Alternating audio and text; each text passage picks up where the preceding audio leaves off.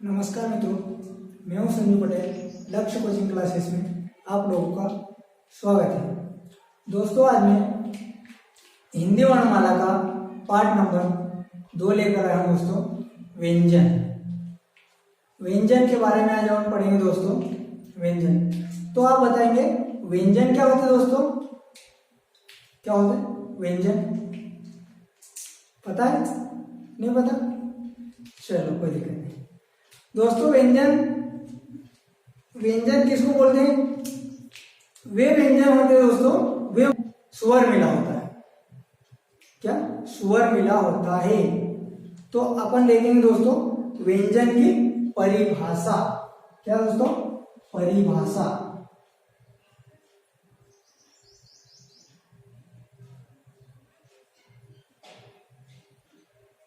क्या है दोस्तों व्यंजन की परिभाषा? स्वर की सहायता से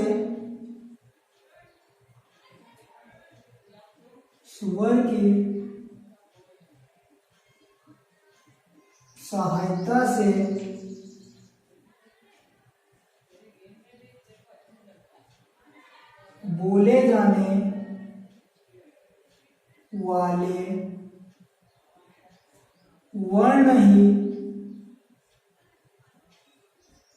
स्वर की सहायता से बोले जाने वाले वर्ण ही व्यंजन कहलाते हैं। व्यंजन कहलाते हैं। ऐसा समझे? स्वर की सहायता से बोले जाने वाले वर्ण ही व्यंजन कहलाते हैं। आ रहा समझ में? था देखा क्या? तो देखना दोस्तों, प्रत्येक व्यंजन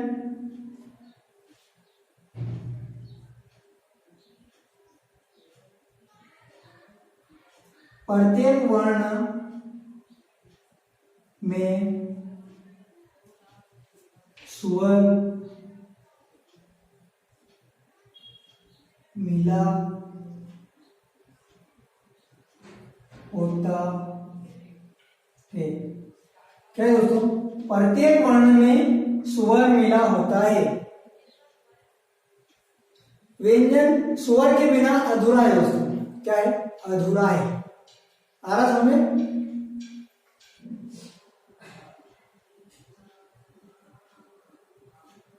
स्पर्श व्यंजन।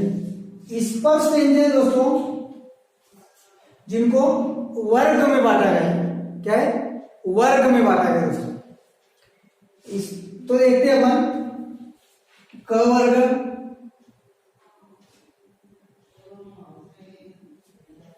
च वर्ग, ट वर्ग, त वर्ग और प वर्ग। क्या है दोस्तों स्पर्श व्यंजन में? क वर्ग, च वर्ग, ट वर्ग, त वर्ग और प वर्ग। प्रत्येक वर्ग में दोस्तों 5 वर्ण होते हैं। कितने? 5 वर्ण। तो इसे वर्णों को दोस्तों स्पर्श व्यंजन कहते हैं। क्या? स्पर्श व्यंजन, जिनकी संख्या 25 होती है। 25 ऐसा सुने। अब आगे देखते दोस्तों, इसमें 5वां अक्षर, प्रत्येक वर्ग का 5वां अक्षर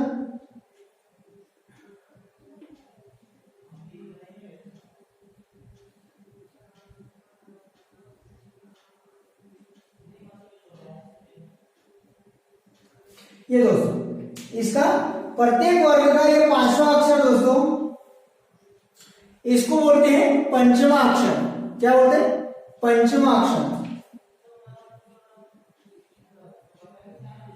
पंचमा अक्षर, पंचमा अक्षर या फिर नासिक्य।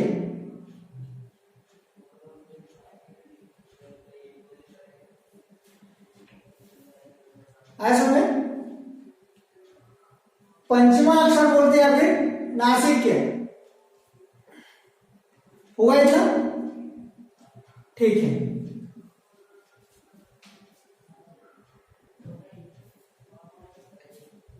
हाँ तो मित्रों अपन स्पर्श व्यंजन देख रहे थे ना, अब इसमें देखना दोस्तों क वर्ग, क वर्ग का उच्चारण कहां से होता, कंठे से, कंठे से। आज हमने च वर्ग का उच्चारण दोस्तों तालव्य से, उसके बाद में ट वर्ग का उच्चारण मूर्धन्य,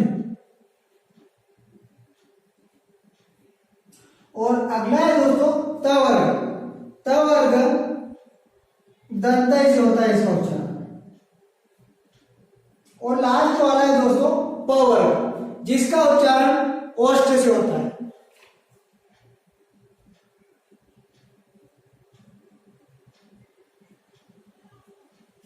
आया समझ में तब? तो दोस्तों स्पर्श व्यंजन की संख्या कितनी है, 25। आया समझ में?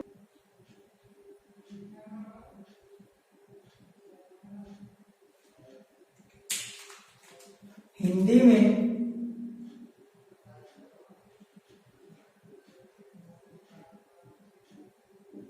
देवनागरी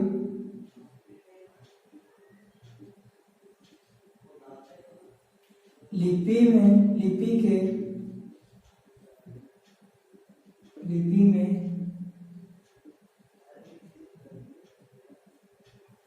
हिंदी में देवनागरी लिपि में मूल वर्णों की संख्या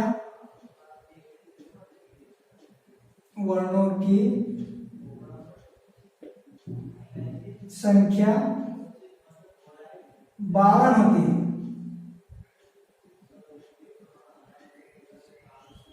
क्या दोस्तों, हिंदी में देवनागरी लिपि में मूल वर्णों की संख्या 52 होती है। तो देखते हैं दोस्तों अपन कि कौन कौन सी होती है। देखना दोस्तों, सबसे पहले सुअर, सुअर की संख्या कितनी है, 11। स्पर्श व्यंजन अगला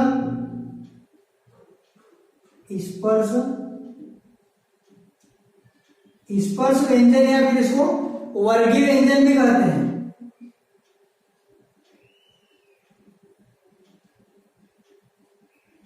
इसकी संख्या दोस्तों 25 है।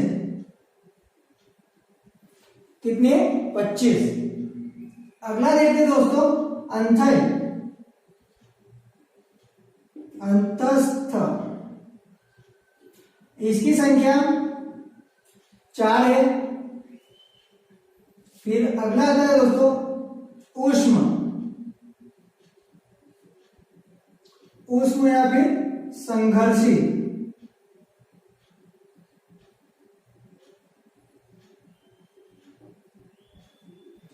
इनकी संख्या 4 है। अब अगला आता है दोस्तों संयुक्त, क्या है, संयुक्त,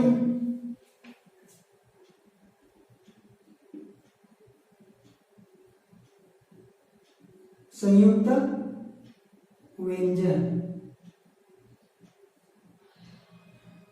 इनकी संख्या भी कितनी होती है, 4। उसके बाद में दोस्तों उच्छिष्ट,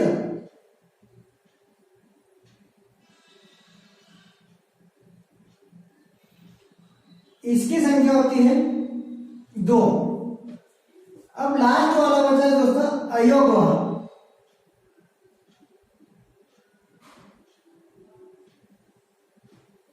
इसकी संख्या होती है 2।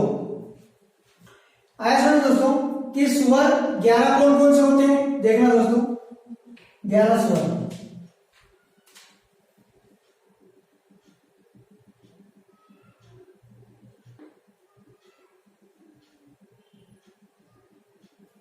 क्या है, अ आ ई उ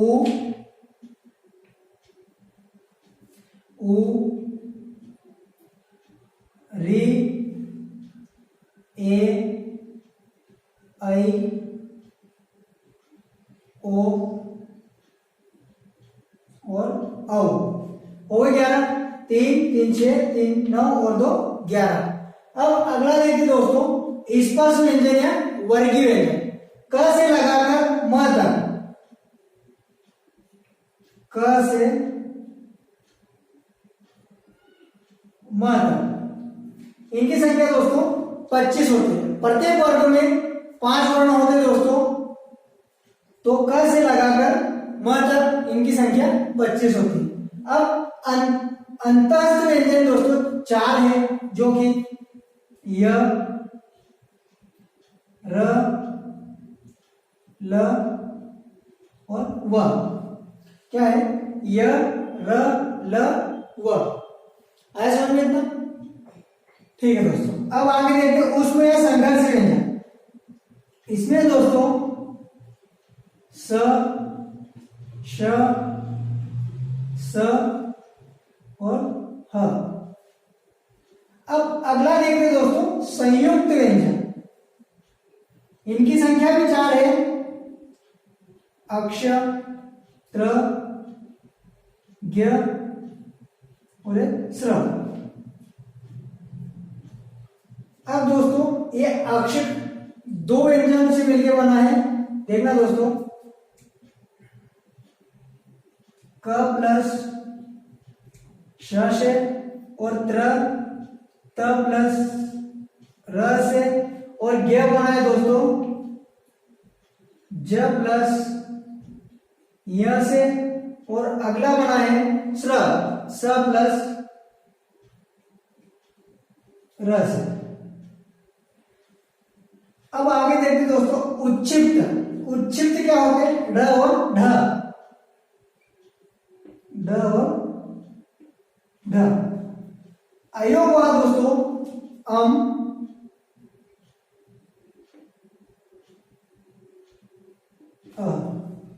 आया इतना समझ में? ये हो गए दोस्तों टोटल कितने हो गए मूल वर्णों की संख्या? 52। 11 और 25 36, 36 और 4 40, 40 और 4 44, 44 और 4 48, 48 और 4 52। कितनी होगी दोस्तों? 52। आया समझ में? ठीक है दोस्तों, अब अपन आगे देखते दोस्तों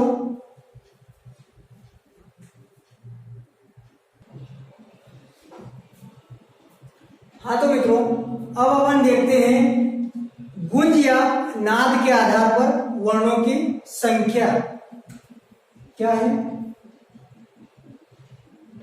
गुंज या नाद के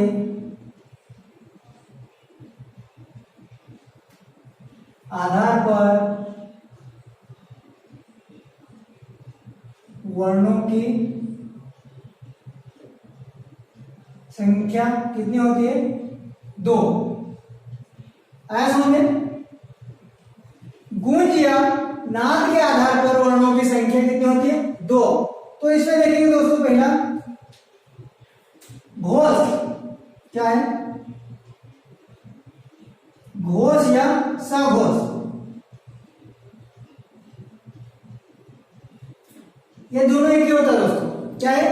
घोष या सघोष एक ही होता है दोनों। घोष दोस्तों गुंज पैदा होती है। क्या? जिस वर्ण को बोलने में गुंज पैदा होती है।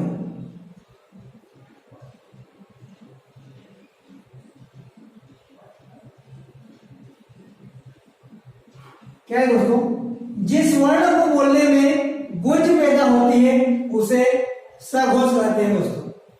अपन देखेंगे दोस्तों उदाहरण में, देखेंगे उदाहरण देखिए दोस्तों।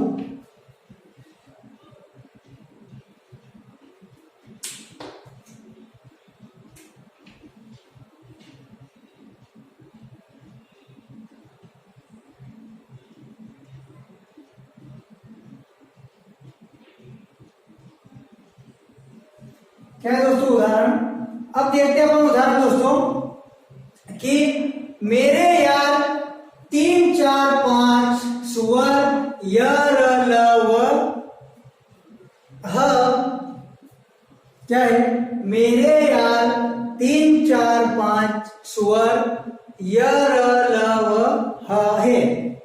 क्या है दोस्तों, देखो मेरे यार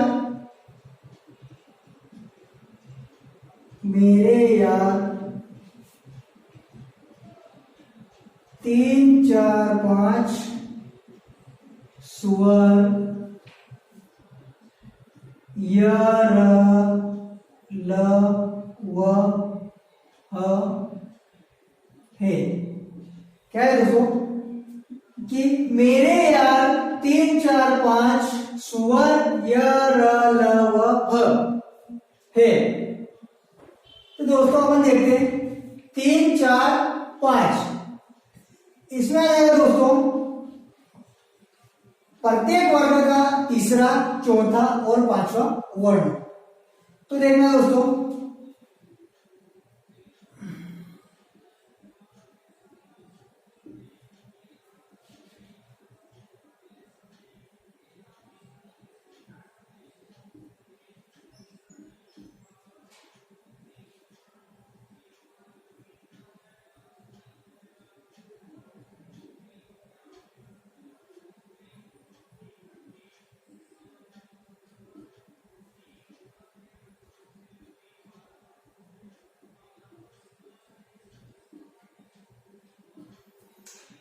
हाँ तो दोस्तों देखना प्रत्येक वर्ग का तीसरा, चौथा और पांचवा वर्ण।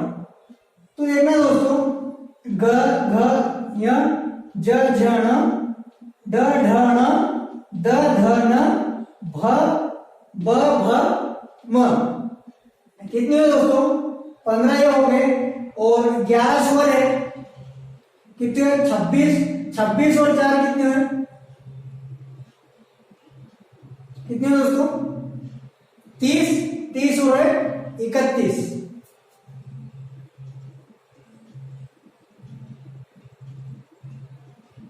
क्या है दोस्तों, सब जिस वर्ण को बोलने में गूंज पैदा होती है, जैसे उदाहरण के लिए मेरे यार 3 4 5 सुअर य र ल व ह है। तो इनकी संख्या कितनी है दोस्तों, 31। कितनी है, 31 दोस्तों। आया समझ में इतना।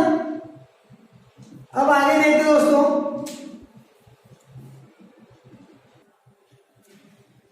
अब दोस्तों अपन आगे देखते हैं अघोष। क्या है, अघोष।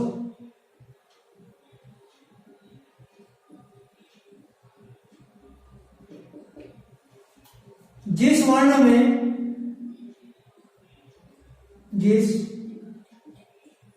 वर्ण को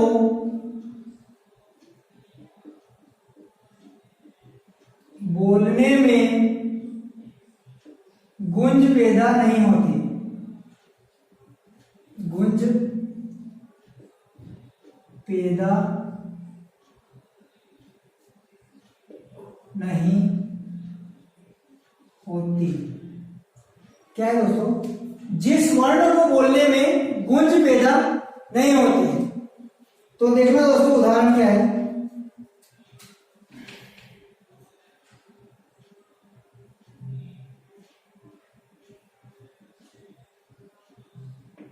इसमें दोस्तों एक, क्या है, 1 2 स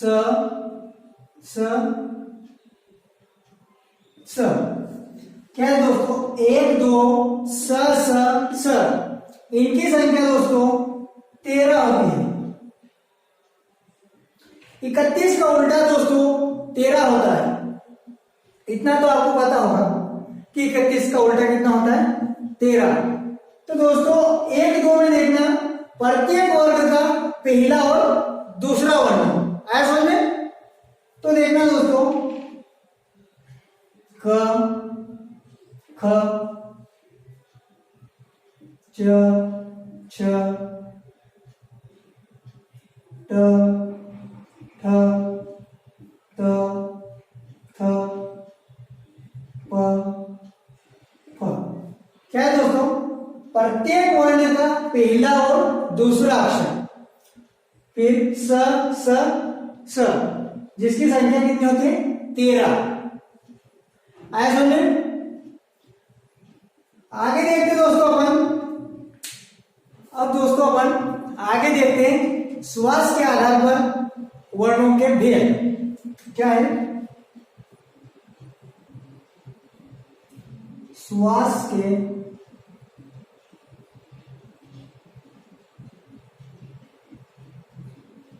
आधार पर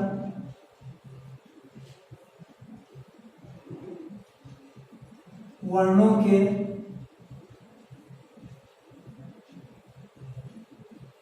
भेद कितने होते हैं? 2। अब इसमें देखना दोस्तों, पहला है इसमें अल्प प्राण,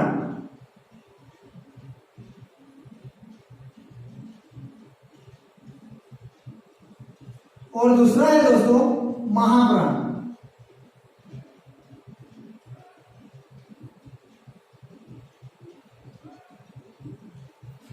क्या है? आया समझे कि श्वास के आधार पर वर्णों के भेद 2 होते हैं, अल्प प्राण और महाप्राण। अल्प प्राण देखते दोस्तों, जिस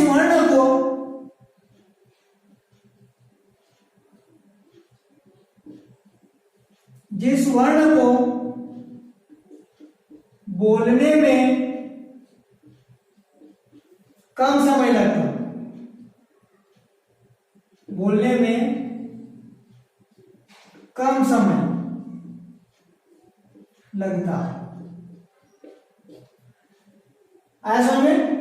अल्पप्राण क्या है? जिस वर्ण को बोलने में कम समय लगता हो उसे ही अल्पप्राण कहते हैं। और महाप्राण क्या है? जिस वर्ण को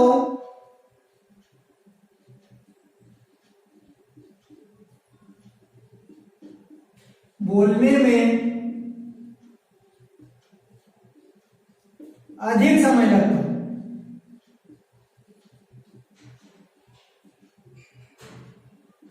अधिक समय लगता है। क्या है दोस्तों? महाप्राण। जिस वर्ण को बोलने में अधिक समय लगता है उसे ही महाप्राण कहते हैं। हाँ मित्रों, अब अपन देखेंगे अल्प प्राण में कौन कौन से वर्ण हैं। अब देखना दोस्तों, 1, 3, 5 स्वर य, र, ल, व। इनकी संख्या कितनी? 30। क्या है? अल्प प्राण में दोस्तों 1, 3, 5 स्वर य, र, ल, व, इनकी संख्या 30 है दोस्तों। तो 1, 3, 5 क्या होता है? देखना आप,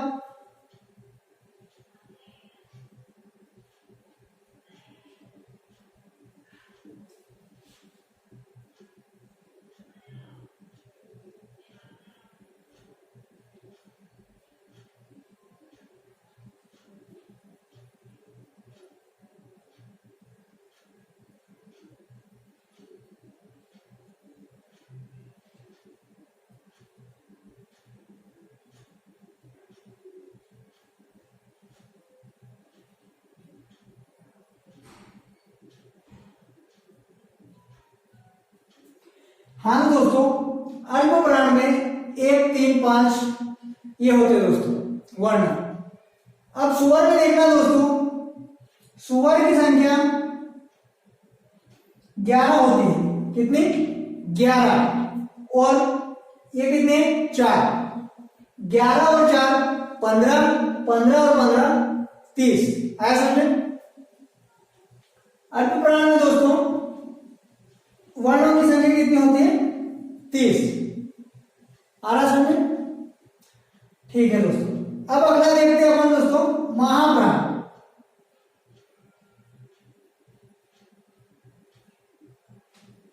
जिस वर्ण को बोलने में अधिक समय लगता हो उसे क्या कहते हैं?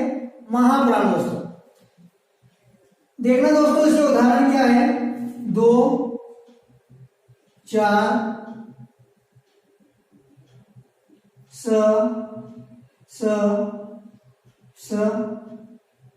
ह। क्या है? 2, 4, स, ह। इसकी संख्या दोस्तों 14 होती है। 14 आया समझे? अब इसमें 2, 4 क्या होता है देखना दोस्तों।